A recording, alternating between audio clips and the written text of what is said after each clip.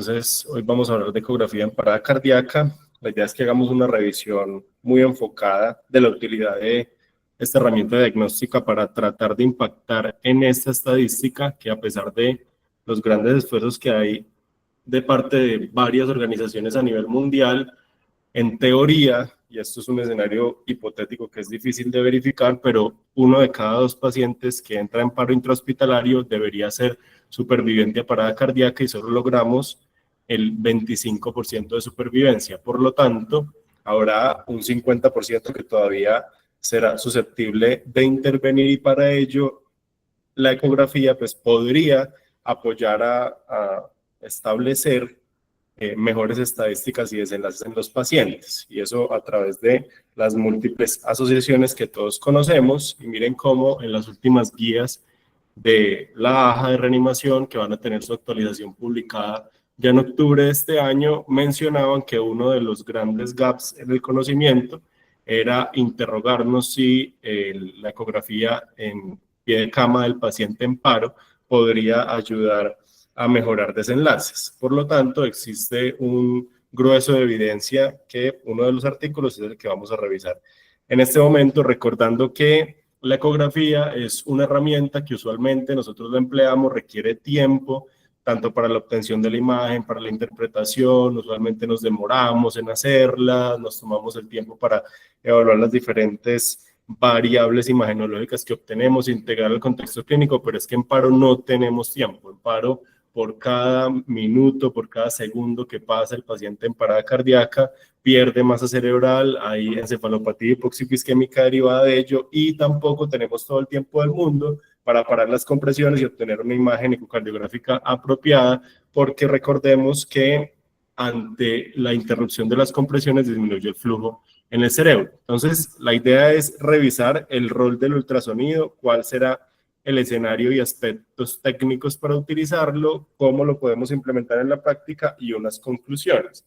Entonces, miren cómo esto puede aportar elementos diagnósticos de alguna de las causas reversibles de parada cardíaca, tromboembolismo pulmonar, neumotórax, hipovolemia o taponamiento cardíaco. Asimismo, nos puede apoyar en la realización de procedimientos específicos como una pericardiocentesis o una toracostomía para evaluar bien los límites de seguridad del procedimiento, también para evaluar la calidad de las compresiones, aunque aquí sí me salgo un poco del terreno de lo habitual en las unidades de cuidado intensivo, porque para evaluar calidad de compresiones y que las manos estén bien puestas sobre el tórax del paciente, que permita adecuada compresión del ventrículo izquierdo y no de grandes vasos o de cavidades auriculares, debería uno tener una sonda transesofágica, que no es lo usual, aunque en las unidades que existe este apoyo diagnóstico debería implementarse como estrategia para verificar calidad en compresiones, también para implementar diagnóstico diferencial entre una actividad eléctrica sin pulso una sistolia y una fibrilación ventricular fina, aumentando el rendimiento diagnóstico del protocolo, que indica aumentar la ganancia del registro electrocardiográfico. Si uno ve actividad mecánica desorganizada, pues claramente eso va a cambiar totalmente el algoritmo terapéutico y con ello entonces también el pronóstico del paciente, y en últimas entonces el respaldo científico que tiene la ecografía como herramienta universal podría estar debatida aún a la luz de la evidencia. Tenemos otras herramientas o otra información adicional en el paciente en parada cardíaca, que será para verificar adecuadamente la posición del tubo en la vía respiratoria, para apoyar el diagnóstico de tromboembolismo pulmonar con ultrasonido por compresión de vasos venosos, también en escenarios de trauma para verificar sangrado abdominal con líquido libre, esto más en el escenario de urgencias que de cuidado intensivo, pero también aplicaría para darle entonces todo, digamos que esto apoya al escenario clínico adicional que yo tengo, no reemplaza el contexto clínico del paciente, y eso claramente aplica para toda la ecografía en general.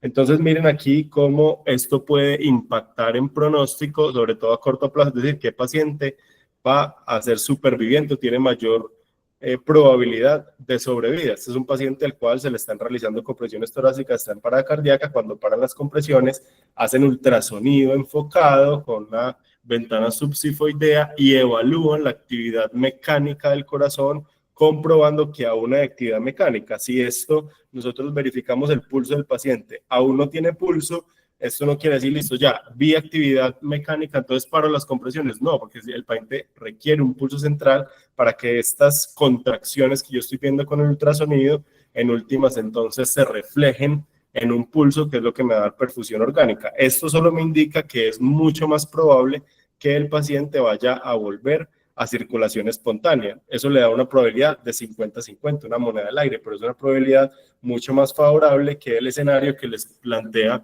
el artículo a continuación, en el cual cuando hacen la pausa de los 10 segundos, mire que no ven ninguna actividad mecánica en el corazón y además algo de dilatación venosa. Entonces, aquí lo importante es hacerlo muy rápido, muy rápido. Hay que ser rápidos en la obtención de la imagen, no nos podemos demorar, porque una demora va a disminuir la perfusión orgánica, la perfusión cerebral, la perfusión coronaria y en últimas, entonces, no va a ser un procedimiento provechoso, sino que, por lo contrario, va a poner en riesgo la seguridad del paciente. La intención es que haya la mínima interrupción en compresiones, siendo uno de los criterios de calidad en reanimación básica, siendo la reanimación básica claramente el pilar de la sobrevida de los pacientes. ¿Cuál va a ser entonces el transductor que nosotros vamos a utilizar? Vamos a utilizar sobre todo transductor sectorial en preset de cardio para evaluación cardiovascular, que es la que más nos interesa, evaluación también de grandes vasos, una vena cava inferior y una aorta, un arco aórtico en la ventana supraesternal, que también podría complementar un diagnóstico de aneurisma con ruptura, que podría ser también uno de los escenarios que lleva paro, no tan frecuente, pero en algunos protocolos lo mencionan. Ecografía pulmonar, y para esto entonces lo podríamos hacer con la misma sonda sectorial, aunque no con tan buena resolución. Por lo tanto, aquí la invitación sería para, ya vamos a ver durante el algoritmo diagnóstico en parada cardíaca, en ese segundo momento, guárdenlo en la mente, podrían hacer un cambio a transductor lineal y luego a transductor convexo para evaluar abdomen si es que estamos en el escenario de trauma y vamos a evaluar líquido libre a nivel abdominal. Y el operador tiene que ser el más veloz, el más entrenado. La curva, que es uno de los temas que hemos discutido mucho en este escenario para este tipo de protocolos, claramente es incierta, pero será entonces aquel que esté más expuesto a realizar exploraciones ultrasonográficas. Y para fortuna de nuestros pacientes, la mayoría de los pensum de formación en cuidado intensivo en el país traen ecografía como una de las competencias a adquirir. Por lo tanto, nosotros estaremos entrenados para hacer el rayo McQueen de la ecografía en el paciente en paro. El rayo McQueen, el más rápido. Todos podemos hacer el rayo McQueen con el entrenamiento apropiado. Entonces, para el enfoque práctico, un paciente activo en código azul en el primer ciclo, el rayo McQueen es de que es el más veloz, el más entrenado, que no debe ser el líder de la reanimación, aunque hay escenarios en los cuales pues, está el intensivista y nadie más, ahí sí le toca volverse MacGyver para poder hacer todos los procedimientos, ser el líder, guiar, indicar, administrar de medicamentos y si es capaz, en términos de sobrecarga cognitiva, pues apoyarle también del ultrasonido, aunque no está recomendado, esto debería hacerlo otro operador independiente del líder de la reanimación. Y ese es un mensaje que quiero dejar muy claro y que deja muy claro a los autores del artículo y de otras publicaciones, ¿cierto? Debe haber alguien a cargo de la ecografía exclusivamente e informarle al líder todo lo que se está encontrando, porque la integración de estas imágenes también es un proceso cognitivo que puede llevar a distracción al líder de la reanimación y a que el escenario no se desarrolle de la mejor manera. Voy alistando todo para tener la ecografía lista en preset, sectorial, cardíaco. Encuentro un ritmo desfibrilable en el primer momento que monitorizan al paciente, quieto. Para ritmos desfibrilables, esto no va a ayudar, esto solo va a retrasar el resto de conductas. Es evidente que hay muchos escenarios en los cuales yo tengo un ritmo desfibrilable refractario que luego pasa a ser no desfibrilable, entonces ahí sí podríamos apoyarnos de la ultrasonografía, pero esto es más para ritmos no desfibrilables. Ahí sí comenzamos la exploración ultrasonográfica. ¿Quiere decir que está contraindicado el ritmo desfibrilable? Pues hombre, no, pero no retrasar las descargas, no retrasar la terapia eléctrica en este escenario, porque todo ello contribuye a menos tasa de supervivencia. Y la forma correcta de obtener la imagen es poner el transductor los 10 segundos que tengo para las 3 acciones críticas, que son cambio en el reanimador, verificar pulso y evaluar ritmo. La cuarta acción crítica será el POCUS, y yo le doy a la tecla de grabar, o algunos equipos traen la opción de grabar por defecto, la opción de cine, como en los Mindray, que eso me permite que yo tenga los últimos 10 segundos de la evaluación ultrasonográfica de todos los pacientes solo cuando le doy congelar la imagen. Entonces ahí tengo ese registro, eso lo evalúo mientras el resto del equipo continúa las compresiones torácicas los siguientes 2 minutos. Luego paran 10 segundos para las 3 acciones críticas, hacemos la cuarta, que es la ecografía, y así sucesivamente. Recordando que en cuidado intensivo y en emergencias, Ironman es un berraco, pero Ironman sin los Avengers no lo hubiese logrado, y con ello entonces quiero recordarles el trabajo en equipo. Es decir, si uno se encarga de todo, pues es probable que sí, claro, va a tener más información, pero luego la integración de esa información y el desenlace clínico sin su equipo, sin los Avengers, probablemente no sea el mejor.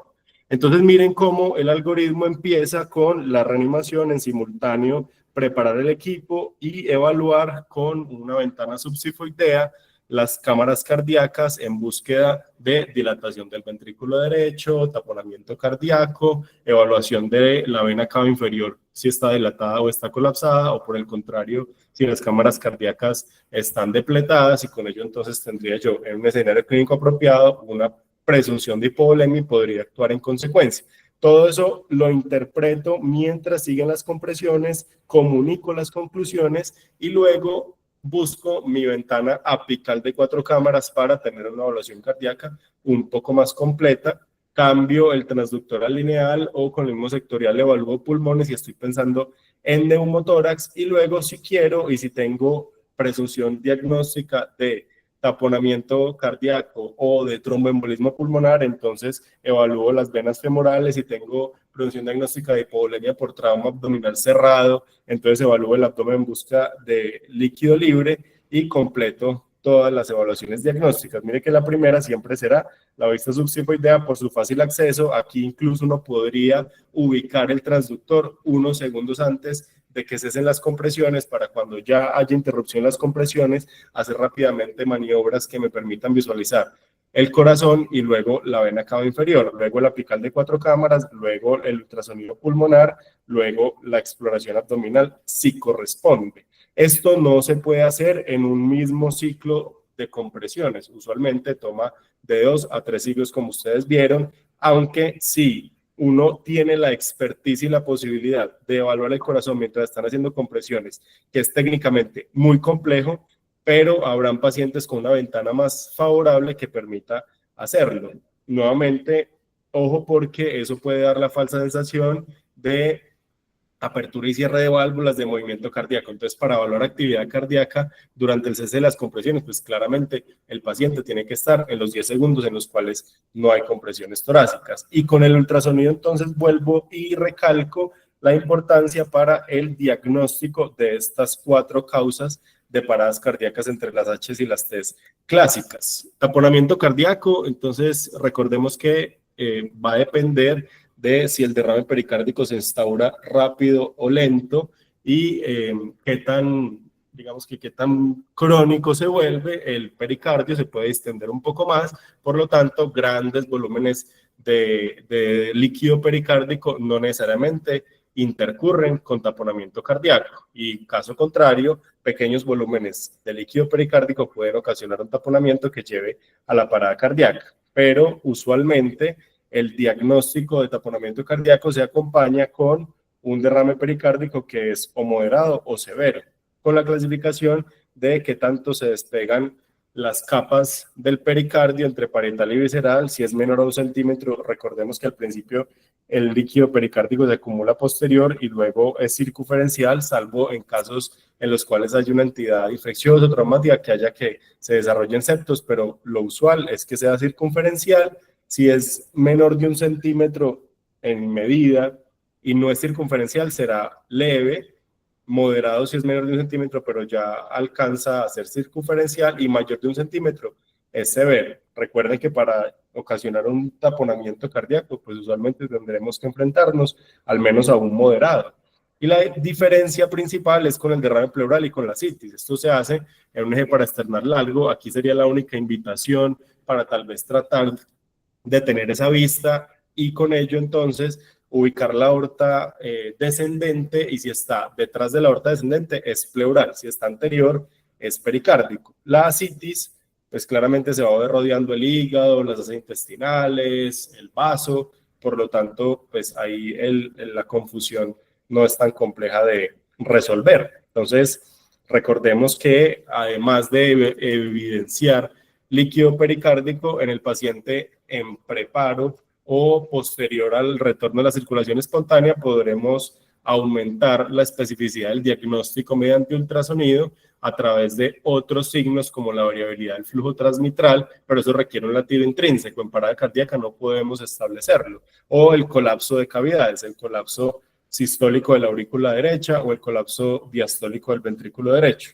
Pero usualmente en parada cardíaca pues tendremos que conformarnos con simplemente evaluar si las cavidades están colapsadas, pues ni en sístole ni en diástole porque no hay ciclo cardíaco, está en paro, y si el derrame es lo suficientemente importante como para ocasionar un taponamiento cardíaco. Entonces miren aquí cómo un paciente con un derrame pericárdico severo, ¿cierto? Aquí pues se ve, así no haya una medición, digamos que estricta, uno ve que mide mucho más de 1 centímetro si le hace caso a la escala, pero el colapso de cavidades es incierto. Y miren aquí la diferencia entre esa imagen que les mostré anteriormente y esta, en la cual tal vez no haya tanto líquido pericárdico, pero es lo suficiente como para colapsar ese ventrículo derecho en diástole, le impide el llenado y genera choque, y con ello, entonces, si yo no le resuelvo esto a este paciente, la siguiente imagen que va a tener es un corazón quieto y el paciente en parada cardíaca,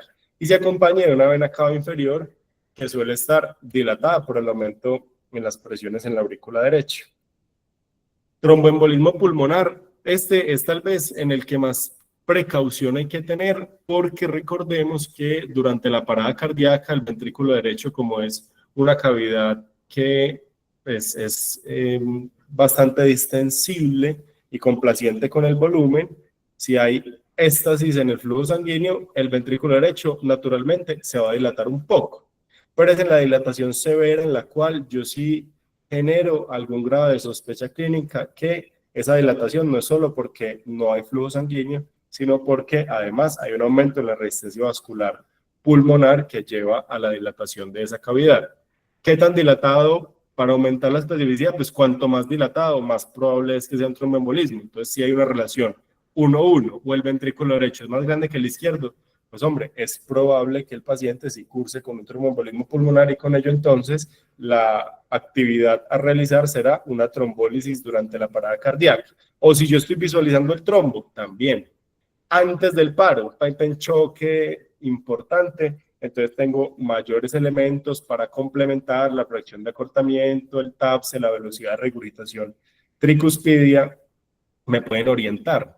Además, recordar que en escenarios en los cuales haya hipertensión pulmonar, habrá cronicidad, el ventrículo derecho no solo se dilata, sino que se pone un poco hipertrófico. Si la pared libre mide más de 5 milímetros, es probable que esa sobrecarga de presión sea crónica. Y con ello entonces, pues debería yo establecer un diagnóstico diferencial un poco más preciso. Si pienso que el paciente tiene un TEP, entonces debería ampliar el diagnóstico con un ultrasonido por compresión, venas femorales, venas popliteas, y de ahí en adelante, si no hay compresión de las estructuras vasculares, entonces tendría mayores herramientas para pensar que el paciente sí tiene un TEP como causa de parada cardíaca. Entonces, un ventrículo derecho que está dilatado, tanto pues, en ambas visualizaciones, y una vena cava inferior que también está dilatada. Aquí el ventrículo derecho gigante, aunque algo hipertrófico, entonces esa imagen podría confundir, y un ventrículo izquierdo que está incluso algo colapsado por fenómeno de interdependencia, un septum interventricular que está aplanado, y aquí el famoso signo de McConnell, en el cual el ventrículo derecho en su pared libre no se mueve casi nada. Lo que da el latido sería entonces el ventrículo izquierdo, también tiene un aplanamiento del septum interventricular durante la diástole. Y si tuviéramos un apical,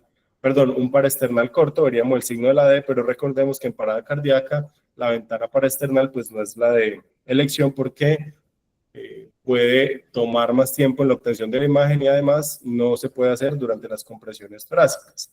Para el neumotórax, atención, entonces la ecografía se ha consolidado como una herramienta diagnóstica de neumotórax. Recordar que el punto pulmonar es el signo patognomónico de neumotórax en la exploración ecográfica, pero puede no estar presente. Y aquí es donde no está presente. ¿Por qué? Porque usualmente un neumotórax que lleva parada cardíaca es un neumotórax con colapso pulmonar completo o casi completo. Y para que haya un punto pulmonar, debe haber un pedazo de pulmón que todavía no esté colapsado producto del neumotórax. Por lo tanto, no lo vamos a ver. Vamos a ver es el signo del código de barras, el signo de la estratosfera. Importante comparar entre ambos pulmones y recordar que pues, en un paciente con antecedente de pleurodesis o que esté intubado selectivamente, pues, vamos a tener también esos diagnósticos diferenciales como alternativa. No todo pulmón que no desliza es un neumotórax y eso es clave también para integrarlo en un contexto clínico apropiado, en el cual, por ejemplo, se le acaba de implantar un catéter central al paciente o estamos en una parada cardíaca en un escenario de trauma toracoabdominal o torácico, o el paciente tiene enfermedad pulmonar con alta estructuralidad, en los cuales hay susceptibilidad de neumotórax, y la ecografía también me puede ayudar delimitándome esos puntos de seguridad para la realización de la toracostomía. Entonces, este es un deslizamiento pleural normal. En el modo B, pues vamos a ver el movimiento, y en el modo M vamos a ver el signo de la playa y el mar, ¿sí? Este es el pulmón, esta es la pleura, y aquí vamos a ver el signo de la estratosfera o del código de barras en un pulmón, que por lo demás no se mueve. Y esto era lo que yo les quería comentar de la posibilidad de malinterpretar el punto pulmonar. Entonces aquí ven ustedes un pulmón que está deslizando, un pedazo de pulmón que ya no desliza y otro pedazo que no se ve nada. Este es el punto mediastinal. Esto se da en el hemitórax izquierdo, cuarto a quinto espacio clavicular. En él vamos a ver interposición del corazón y con ello entonces podemos tener una presunción de que es un punto pulmonar, pero aquí no se ve la estructura que es más de tendencia hiperecoica, sino que se ve hipoecoica. Entonces, el cambio entre el pulmón que está aireado y este que está colapsado porque tiene aire en la pleura debe ser de esta manera, no pasar de un pulmón que está con algo de artefactos, pueden ser algunas líneas B, a una cosa muy oscura. Eso no es un punto pulmonar patológico, ese se ha denominado como el punto pulmonar fisiológico o el punto mediastinal. Entonces, ojo, porque eso puede dar lugar a interpretaciones erróneas y a terapia también inapropiada, sobre todo en hemitórax izquierdo. En hipovolemia vamos a encontrar unas cámaras cardíacas que están vacías, una vena cava inferior colapsada. En el escenario clínico adecuado, ¿cuál? Trauma abdominal. ¿Cuál? Enfermedad diarreica aguda de alto gasto en un individuo adulto mayor. Listo. Pero si yo no tengo clínica de hipovolemia y pensar que el paro solo es exclusivamente por hipovolemia, porque tengo un corazón que me parece que, porque es que aquí es muy de interpretación ojo a ojo. Aquí las medidas que hacemos por Doppler pulsado, por color, no se pueden hacer porque necesita latido intrínseco y este no es el escenario. Y otro, digamos que falsa interpretación de hipovolemia puede ser con kissing, sobre todo en aquellos individuos que todavía están adquiriendo la curva de aprendizaje, entonces cogen el corazón no en la mitad, que es donde se ven bien las valvas, sobre todo en ventrículo izquierdo, las valvas de la mitral, sino más hacia la pared ventricular anterior o hacia la pared ventricular posterior. Pues hombre, claramente ahí va a haber mayor contacto entre las fibras miocárdicas, uno debe coger el corazón por toda la mitad para considerar que eso es un kissing ventricular. Entonces simplemente en las imágenes vamos a ver unas cavidades cardíacas que están vacías, tanto en sístole como en diástole o algo vacías, y una vena cava inferior que está colapsada, como en este caso. Además, un corazón que está hiperdinamico. No ve que la valva anterior de la mitral pega en el septum interventricular. Este sí es un escenario de kissing ventricular en el cual las fibras miocárdicas sí están en contacto durante la sístole, y una vena cava inferior que ya se las voy a mostrar en la siguiente imagen, está colapsada. Aquí en el apical de 4 cámaras confirmamos el hallazgo de hipovolemia. Son las cámaras cardíacas que se ven colapsadas durante todo el ciclo y que esa es la causa de la parada cardíaca, pero ahí es después del retorno a la circulación espontánea, porque ustedes vieron que hay latidos cardíacos y una vena cava inferior que está colapsada y que puede que incluso durante algo de respiración espontánea, si es que fuera en el escenario preparo o posparo, pues podríamos ver un colapso completo. Este es el resumen de las entidades que podemos evaluar y los hallazgos que nos vamos a encontrar durante la parada cardíaca. Mire que son mucho menos y que evidentemente a mayor severidad del escenario clínico, más rápido es el diagnóstico y más me puedo equivocar diagnosticando porque tengo menos elementos clínicos para hacer. Después de la parada cardíaca, en el retorno a la circulación, vamos a seguir haciendo ecografía, vamos a confirmar los hallazgos y vamos a actuar en consecuencia porque tenemos un escenario clínico mucho más completo. La evidencia alrededor de esto es diversa. ¿Cuál protocolo es el mejor? Hay muchos protocolos, en el artículo citan como 20, eso no es tan importante. Lo más importante es hacerlo organizado y en el tiempo apropiado. La mayoría de protocolos incluyen evaluación cardíaca, evaluación de grandes vasos, evaluación pulmonar, que es lo mismo que nosotros discutimos durante esta revisión. Entonces no existe superioridad de un protocolo sobre otro. La utilidad es en prolongar la sobrevida en algunos pacientes, sobre todo en los que se evalúa actividad cardíaca, pero ellos ya iban a sobrevivir más, entonces evaluar la utilidad de una sola herramienta en un escenario clínico que tiene tantas variables es muy complicado. Y mayor tiempo de reanimación, porque aquí, por ejemplo, me puedo pillar yo taponamiento cardíaco y hacer la pericardiocentesis, y con ello, pues claro, el tiempo de la reanimación probablemente se va a prolongar un poco más allá durante el procedimiento y después del procedimiento. También si me pillo un tromboembolismo pulmonar, pues tengo que prepararme para reanimar a ese paciente mucho más del tiempo convencional. Para parar la reanimación, entonces no veo actividad mecánica con la ecografía para la reanimación. Bueno, depende, sí, depende cuánto tiempo llevo, qué paciente tengo, cuáles son las causas que lo llevaron a la parada cardíaca, porque la probabilidad que tiene un paciente de volver a circulación espontánea, si yo no le veo nada de actividad ni de contracción cardíaca durante esta exploración, son menores al 10%, entonces es muy poco probable que sobreviva, y en un contexto clínico apropiado yo sí podría tomar esta herramienta para decir, bueno, tal vez entonces no voy a continuar. Y el pronóstico que se ha hablado con la ecografía es más al corto plazo. ¿Quién va a volver a circulación espontánea? Que eso ya lo comentamos. Como conclusiones del artículo y también personales, pienso que esta es una herramienta útil, es una herramienta segura en manos apropiadas y siempre y cuando no interfiera con el resto de la reanimación.